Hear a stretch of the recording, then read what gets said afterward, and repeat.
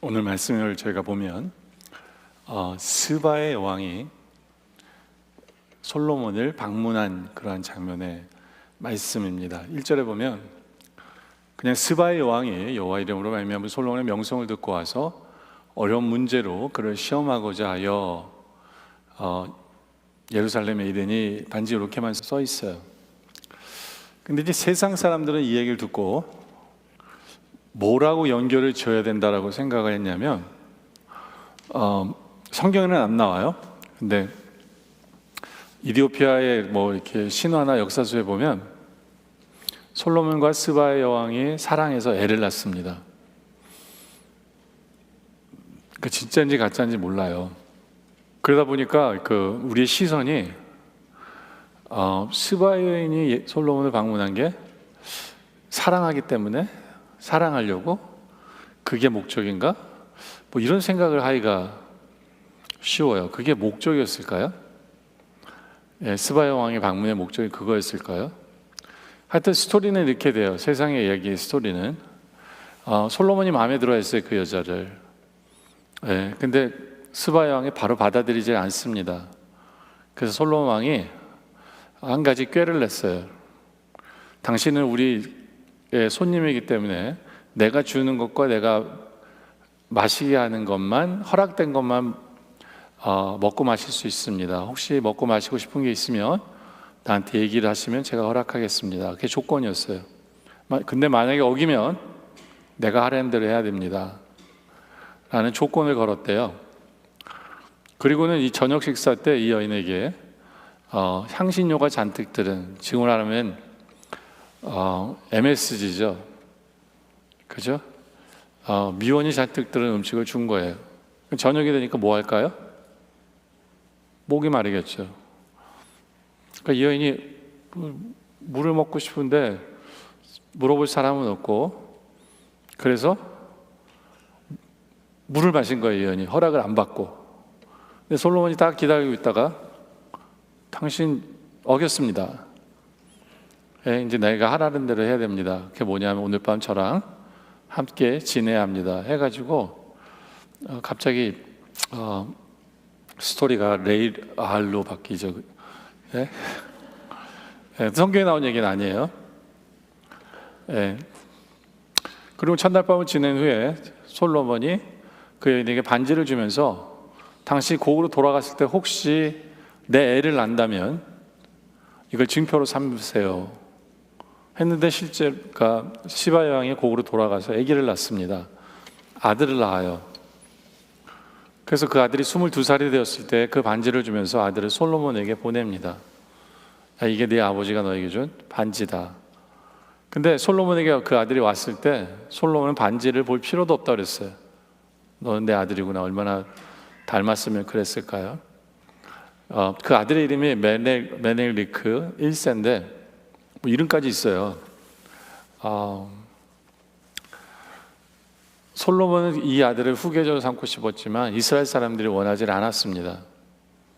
그래서 다시 돌려보내면서 수많은 이제 신하들을 돌려보내요. 수행원들을 함께 돌려보내요. 근데 그 수행원 중에 한 사람이 언약궤를 훔쳐가지고 그 배에 탑니다. 그래서 지금도 이 법궤가 어디 있을까라는 얘기들이 참 많은데, 그 중에 하나가 이디오피아에 어디에 있을 수 있다라는 게 지금도 그 어떤 그 역사학자들의 논리 중에 하나거든요. 이 이야기 때문에.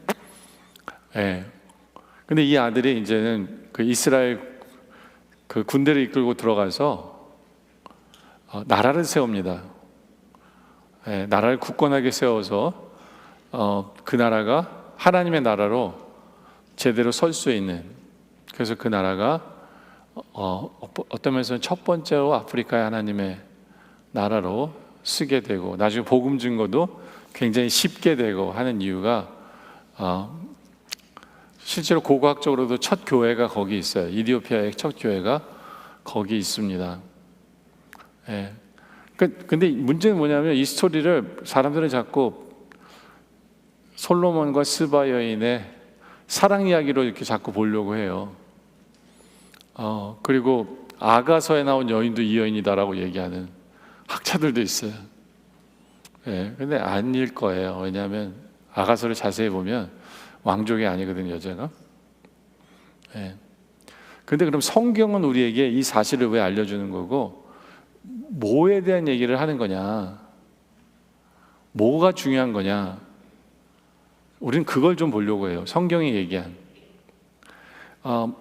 여왕기상 10장 1절에 보면 스바의 여왕이 여호와 이름으로 말미암은 솔로몬의 명성을 듣고 와서 어려운 문제로 그를 시험하고자 왔어요.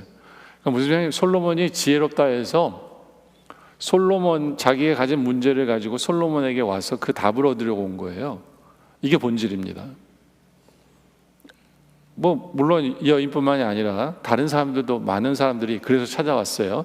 열왕기상 4장 34절에 보면 사람들이 솔로몬의 지혜를 들어왔으니 이는 그의 지혜 소문을 들은 천한 모든 왕들이 보낸 자들이다. 그러니까 이 스바 여인을 포함해서 많은 사람이 솔로몬의 말을 듣고 온 것이 바로 그 이유예요. 그게 주제예요. 그게 주제예요. 러브스토리가 아니에요. 근데 신약에서는 바로 이 장면을 뭐라고 표현을 하냐면, 그러니까 신약에서 나온 말씀이니까 이건 정말이겠죠. 이건 진짜겠죠. 신약에서는 뭐라고 표현하냐면 누가복음 11장 31절에 심판 때에 남방 여왕이 일어나, 이 사람이 바로 스바의 여왕이 일어나 이 세대 사람을 정죄하리니 이는 그가 솔로몬의 지혜로운 말을 들으려고 땅끝에서 왔으며 이거니와 솔로몬보다 더 큰 이가 여기 있으며, 이게 무슨 얘기냐면 솔로몬보다 더 큰 예수님이 있는데 아무도 예수님에게 하나님의 말씀을 들으러 오지 않았다는 거예요. 그러나 스바 여왕 같은 경우에는 하나님의 말씀을 사모해서 그 먼 거리를 찾아올 정도로 하나님의 말씀을 사모하는 여인이 있기 때문에 말씀을 사모하지 않는 너희들에게 이거는 정죄할 수 있다. 그 여인이 너희를 정죄할 거다. 어떻게 이 귀한 하나님의 말씀을 듣지 않느냐라고 그 여인이 정죄할 거라는 얘기가 이 뜻이에요. 그러면서 또 32절에 느느웨 사건이랑 연관을 시키죠. 심판 때 니느웨 사람들이 일어나 이 세대 사람을 정죄하리니 이는 그들이 요나의 전도를 듣고 회개하였거니와 요나보다 더 큰 이가 여기 있느니라. 니느웨 사람들도 마찬가지예요. 요나가 가서 한 번 전했어요. 야, 회개하라, 안 그러면 너희 망해. 많이도 안 전했어요. 많이 전하면 바뀔까 봐. 근데 그 한마디에 이들이 어떻게 합니까? 회개하잖아요. 예? 야, 이거 봐라 너희들. 하나님 앞에 회개가 없는 너희들은 이거 보면서 회개해야 된다. 오히려 니느웨 백성들이 너희를 정죄할 거다. 어떻게 너희는 하나님의 말씀을 들으며 회개가 없느냐, 이 말을 하는 거예요. 예? 마태복음에서도 마찬가지의 내용이 나와요. 마태복음 12장 41절에도 심판 때 니느웨 사람에 대한 이야기가 나오고 순서가 바뀌죠. 42절에 심판 때 남방 여왕이 일어나가 나옵니다. 다시 말해서 이 솔로몬의 이 사건, 스바의 여왕이 찾아온 이 솔로몬의 사건은 하나님 우리에게 어떤 영적인 교훈을 주시려고 하는 거냐면, 우리도 스바의 여왕처럼 하나님의 말씀을 사모함이 있어야 된다라는 것을 이야기하고 싶은 것이 성경에서 말하는 주제예요. 러브스토리가 아니라 얼마나 이 여인이 하나님의 말씀을 사랑했느냐. 정말 사랑한 사람이에요. 어떻게 아냐면 그 솔로몬을 통해서 전달되는 그 지혜의 말씀을 듣기 위해서, 그게 이제 신약에서는 하나님의 말씀으로 해석을 한 건데요. 다시 말해서 솔로몬을 통해서 전달되어지는 하나님의 말씀을 듣기 위해서 이 여인은 먼 거리를 찾아왔어요. 빈소리로 찾아오지 아니하고 엄청나게 많은 것을 찾아왔어요. 들고 찾아왔어요. 그래서 2절에 예루살렘에 이르는데 수행하는 자가 심이 많고요, 향품과 심이 많은 금과 보석을 낙타에 싣고 솔로몬에게 나와왔다라는 거예요. 왜요? 이 여인에게 있어서 말씀을 듣는 것은 공짜가 아니에요. 그 귀한 말씀을 듣는 것은 세상에 있는 모든 보물보다 더 귀한 것이 말씀이라고 생각을 해서 가져온 거예요. 그래서 말씀을 다 들은 후에 솔로몬이 그 모든 대답을 해줬거든요. 9절에 보니까 당신의 하나님 여호와를 송축할지어다. 여호와께서 당신을 기뻐하사 이스라엘 왕위에 올리셨고 여호와께서 영원히 이스라엘을 사랑하심으로 당신을 세워 왕으로 삼아 정의와 공의를 행하게 하셨도다. 하나님의 그 말을 듣고 하나님을 송축하며, 그리고는 뭐를 하느냐면 이에 그가 금 120달란트를 줍니다. 그러니까 딱 뒤에 뭐 향품 보석도 많이 줬는데 120달란트만 보더라도 이거 엄청난 거예요. 그러니까 옛날에 우리 한국 주석이 나왔을 때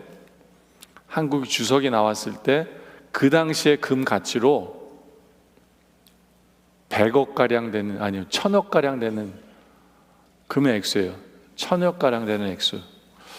근데 금 시세가 여러분들이 금 시세가 1980년도에 금 한 덩어리를 갖고 있었으면 그 뭐 몇백만 원 했대요. 근데 그 똑같은 금 한 덩어리가 지금은 몇 억이라고 그러더라고요. 그러니까 이 1000억이 지금 얼마예요? 상상이 가세요?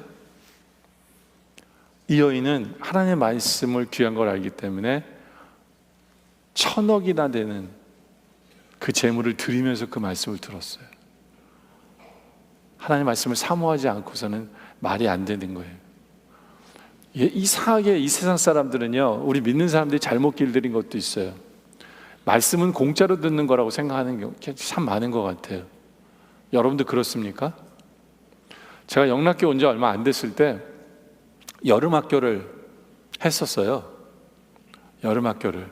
근데 신문에 광고를 내기를 아이들을 세상 공부를 가르치기 위해서 여름학교를 한 게 아니라 성경을 가르치기 위해서 여름학교를 했어요.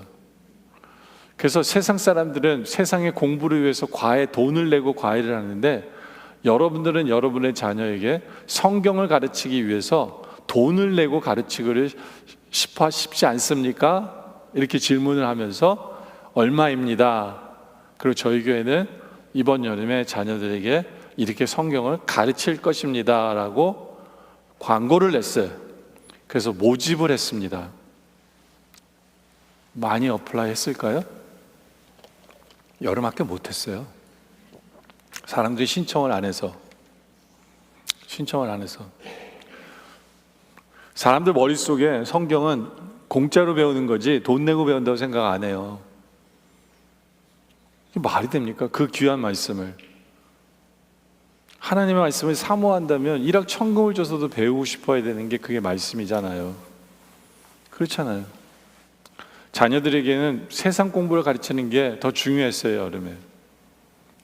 예. 어떤 분은 그 광고를 보고 우리 교회 장로님한테 그랬대요. 그 목사님 생각이 맞았는데 많이 왔어요? 그랬대요. 아니요, 못했어요. 사람이 없어서. 여러분들은 하나님의 말씀을 사모하십니까? 하나님의 말씀을 사랑하십니까?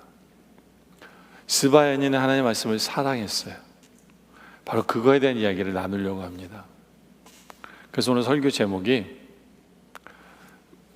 하나님의 말씀을 이렇게 사랑해야 합니다. 어떻게 사랑해야 되냐? 첫째, 하나님의 말씀을 내 것이 되게 함으로 사랑해야 한다라는 거예요. 내 것이 되게 한다는 건 뭐냐면 모든 말씀이 나에게 적용하는 거예요. 그 말씀이 나에게 적용이 돼야 돼요. 하나님의 말씀은 남 얘기가 돼서는 안 되고요. 예? 그래서 우리가 순모임 할 때 항상 나의 삶의 말씀을 적용해 보기를 하잖아요. 그죠? 그게 그 말씀이 내 것이 되게 하기 위해서 그러는 거예요. 매 순간 우리에게는 그 시간이 필요한 거예요. 그것이 바로 하나님의 말씀을 사모하는 성도의 모습이에요. 오늘 말씀 2절에 보면, 뒷부분에 보면 이 얘기가 나와요. 그가 솔로몬에게 나와 자기 마음에 있는 것을 다 말하며. 스바 여인은 자기의 삶에 대해서 다 쏟아놓았을 거예요, 얘기로. 그것뿐만 아니라 자기가 백성을 다스리면서 가르치고 싶고, 그리고 잘하고 있는지에 대해서 알고 싶어서 질문도 되게 많았을 거예요. 스바 여인은 하나님을 잘 모르기 때문에 하나님에 대해서도 질문을 되게 많이 했을 거예요. 그러니까 스바 여인은 솔로몬 앞에서 이 모든 이야기를 했다라는 것이 바로 말씀을 사모하는 증거예요. 근데 여기에서 솔로몬이 상징하는 것은 뭐냐 하면, 솔로몬이 상징하는 것은 예수 그리스도입니다. 항상 성경에서 어떤 인물이 뭘 잘하잖아요. 잘하는 부분이 있잖아요. 그건 예수님을 상징하는 거예요, 구약에서. 근데 예수님을 상징하는 것뿐만 아니라 솔로몬이 상징하는 것은 지혜의 말씀, 하나님의 말씀을 상징합니다. 다시 말해서 이 여인은 자기의 모든 이야기, 모든 질문을 가지고 말씀 앞에 나왔다라는 것이 중요합니다. 여러분들은 늘 모든 것을 가지고 하나님의 말씀 앞에 나오십니까? 아무리 사소한 질문이라도 말씀 앞에 나와 질문하십니까? 아무리 작은 일이라도 말씀 앞에 나와 이야기를 하십니까? 여러분들, 이게 교제예요. 하나님과 교제가 다른 게 아니에요. 말씀 앞에 나오는 것, 그게 예수님과의 교제고, 하나님과의 교제가 바로 그거예요. 말씀 앞에 나오는 거예요. 말씀 앞에 나와서 이야기하고 질문하고 답을 얻고 하나님의 뜻을 얻어가는 것, 그것이 말씀 가지고 교제하는 것이다 라는 거죠. 이 여인은 사모했기에 그렇게 나왔어요. 근데 3절에 보니까 솔로몬이 그가 묻는 말에 다 대답을 했어요. 왕이 알지 못하여 대답하는 못한 것이 하나도 없었더라. 다시 말해서 여러분들이 하나님의 말씀 앞에 여러분이 어떤 문제를 가지고 나오든지 간에 하나님께서는 말씀으로 답을 주실 것이다 라는 거예요. 그냥 주시는 게 아니라 어메이징하게 느껴질 정도로 귀하다고 느낄 수밖에 없도록 말씀을 주시는 것이 우리 하나님이시다라는 거예요. 이 여인은 자기의 이야기를 가지고 나왔는데, 그리고 질문을 가지고 나왔는데 모든 답을 얻었다라는 거예요. 여러분들, 우리의 삶 속에는 이런 간증이 있습니까? 말씀 앞에 내 삶을 가지고 나왔을 때 하나님이 들으시고 교제해 주시고 응답해 주시고 답을 주시는 그런 경험을 해보신 적이 있으세요? 그냥 이건 여러분들이 아침에 일어나서 말씀 한 구절 읽는 걸 끝나서 되는 게 아니에요. 그래서 성경 말씀에 대해서 표현할 때 여호수아 1장 8절에는 이렇게 얘기해요. 이웃법칙을 내 입에서 떠나지 말게 하며 온종일 주야로 그것을 묵상해야 돼요. 그리고 그 안에 기록된 대로 다 지켜 행해야 됩니다. 행해야 돼요. 바로 주야로 묵상하는 것, 그런 성도만이 이런 간증을 할 수 있다라는 것을 기억하시기 바라요. 시편 1장 2절에도 보면 오직 여호와의 율법을 즐거워하여 그의 율법을 주야로 묵상하는 성도, 바로 그 사람이 스와연과 같은 간증을 할 수 있는 사람이 된다라는 거예요. 예수님 당시에도 세례 요한의 제자들은 자신의 스승인 세례 요한이 죽었어요. 그랬을 때 그 얘기를 가지고 누구에게 왔느냐 하면 예수님에게 이렇게 얘기했어요. 보통은 이렇게 생각했어요. 소와 내가 어떻게 하라고? 아니에요. 모든 사건을 가지고 예수님에 나와 이야기하는 것은 중요해요. 그러면 하나님께서는 그 이야기에 대한 평가도 해주십니다. 해주세요. 답을 얻으려고 온 것도 아닐 수 있어요. 그러나 말씀 앞에서, 예수님 앞에서 늘 우리가 이렇게 교제하며 나올 때 말씀을 통해서 답을 주시는 하나님을 경험하게 되어진다라는 것이죠. 그렇죠? 그러면서 놀라게 돼요. 열왕기상 10장 7절에 보면 내가 그 말들을 믿지 아니하였더니 이제 와서 본즉 친히 본즉 내게 말한 것은 절반도 못되니 당신의 지혜와 복이 내가 들은 소문보다 더하도다. 우리는 하나님의 말씀을 소문을 들어요. 거기에 답이 있다라고.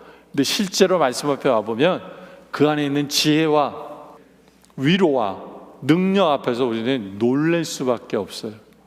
바로 그것이 우리들이 되길 원해요. 그래서 복되고 복된 사람들이 우리들이 되기를 원합니다. 바로 그것이 말씀을 사모하는 성도의 모습이에요. 그럼 반대로 그 말씀을 가르쳤던, 알려줬던 솔로몬은 하나님의 말씀을 사모하지 않았어요. 그러다 보니까 두 번째 어떤 일이었냐면, 알았다면 회개해야 되는데 회개의 삶이 없었어요. 회개의 삶이 없는 삶은 바로 말씀을 사모하지 않는 삶이에요. 스바 여인은 하나님 말씀을 듣고 사모했어요. 그래서 돌아가서 자기 나라를 하나님의 나라로 세운 사람이에요. 그 나라를 부흥시키고 그 나라를 회개케 하고, 그래서 이디오피아 선교사님들도 그런 얘기를 하세요. 그 덕분에 가장 먼저 복음화가 된 나라가 이디오피아였다라고 얘기해요.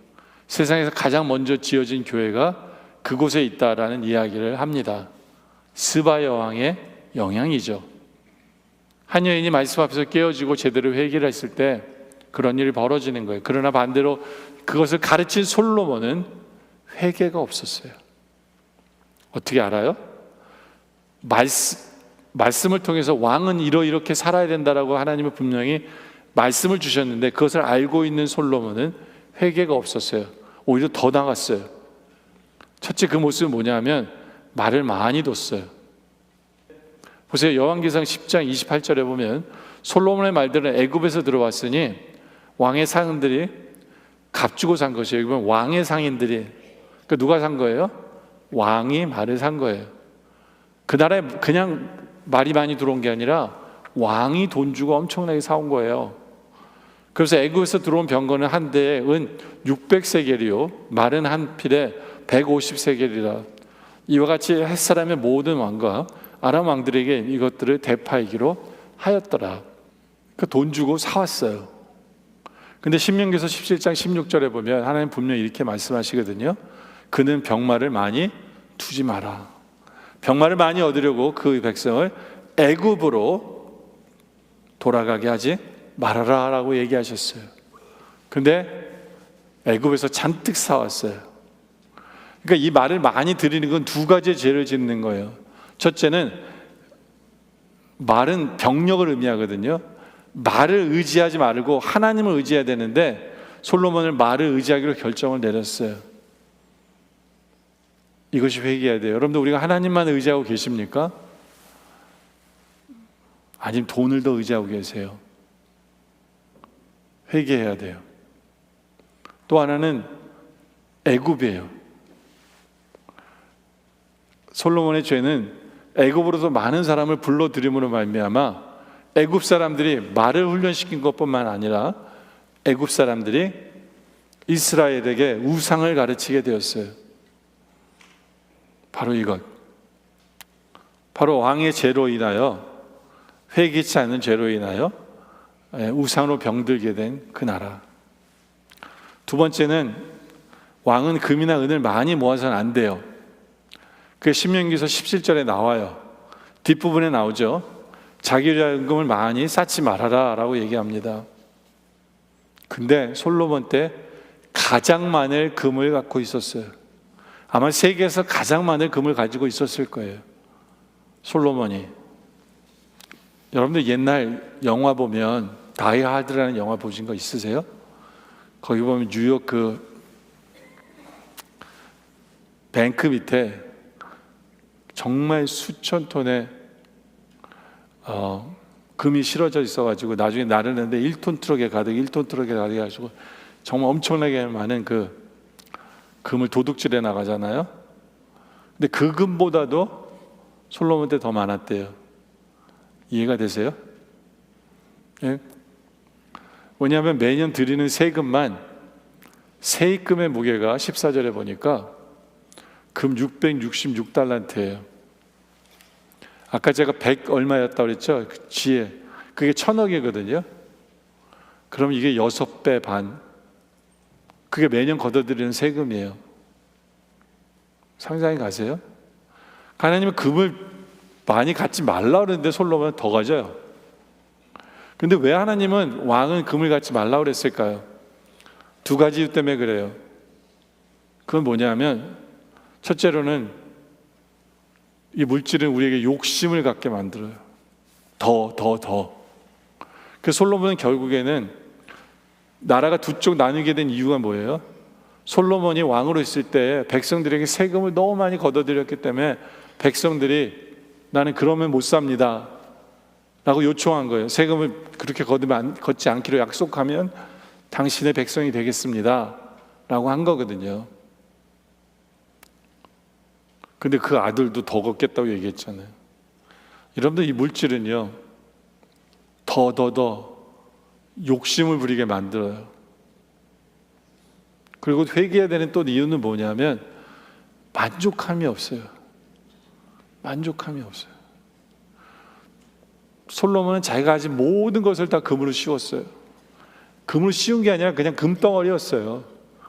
방패도 금이었고요, 의자도 금이었고요, 자기가 먹고 마시는 그릇도 다 금이었어요. 만족함이 없어요. 그럼 뭐예요? 전도서에 보면 자기가 뭐라 그래요? 헛되다 그랬어요. 가지면 가질수록 만족이 없어요. 하나님 앞에 만족함이 없는 삶을 사는 사람들, 회개해야 합니다. 세 번째로, 아내를 많이 뒀어요. 10절에 보면 그에게 아내를 많이 두어 그의 마음이 미혹되지 하지 말게 하라고 그랬는데, 솔로몬은 왕을 많이 두어 미혹되어서 세상에 있는 모든 우상들을 다 갖다가 예루살렘의 성전을 짓기도 했어요. 어떻게 왕이 이럴 수가 있을까요? 하나님의 사람, 하나님의 성에 하나님이 가증하게 여기는 것들을 다 섬기게 허락했어요. 그러니까 왕은 하나님과 멀어졌고 우상과 가까워졌고, 그리고 또 여러 여자를 두면 되지 않는 이유가 뭐냐면 가정을 무너뜨리기 때문에 그래요. 가정의 자녀들끼리 싸우기 때문에 그래요. 그리고 이것은 정욕을 이기지 못하는 증거가 되기 때문에 회개해야 합니다. 혹시 우리의 모습 속에 정욕을 이기지 못하는 모습이 있다면 주님 앞에 바로 회개하시길 원합니다. 그 다음에 문제는 하나님의 말씀을 가까이 하지 않았어요.